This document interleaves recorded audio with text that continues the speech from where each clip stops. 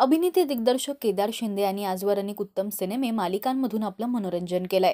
तर 2023 मध्ये आलेला त्यांचा बाई पण भारी देवा हा सिनेमा चांगलाच गाजला. या सिनेमाने बॉक्स ऑफिसवर कोट्यावधींची कमाई केली. तर त्यानंतर केदार यांना कलर्स मराठी या वाहिनीचे प्रोग्रामिंग हेड बनण्याची संधी चालून आली. याबद्दल केदार यांनी अमोल परचुरे यांच्या चॅनलला मुलाखत देताना अनेक गोष्टी सांगितल्या आहेत. केदार म्हणतात, बाई पण भारी देवाचं यश सगळीकडूनच कळत होतं आणि अचानक कलर्स मराठीचा प्रोग्रामिंग हेड होण्याची संधी माझ्याकडे चालून आली.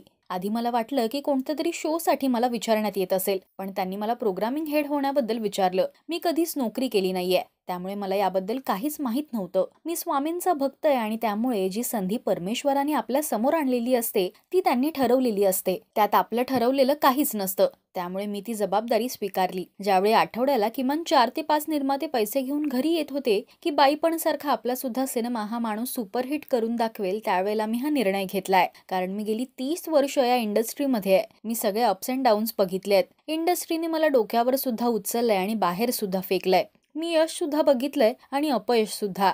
मी लोकांनी माझ्याकडे बघून केलेले वाईट चेहरे सुद्धा बघितलेत. त्यामुळे आता बाईपणच्या यशानंतर हा निर्णय मी आता इतक्या वर्षांनंतर इंडस्ट्रीला काहीतरी देणं लागतो म्हणून घेतला. कारण आता इंडस्ट्री ग्रो होणं गरजेचं आहे. अमुक चॅनलचा माणूस आपल्या चॅनलला काम करणार नाही हे बोलून आपण आपल्याच माणसांचे पाय खेचतोय. तुम्हाला केदार यांचं काम आवडतं काय? हे मला कमेंट्स मधून नक्की सांगा. मराठी सिनेविश्वातील बातम्या, अपडेट्स आणि गॉसिपसाठी तुम्ही सबस्क्राईब करा राजश्री मराठी.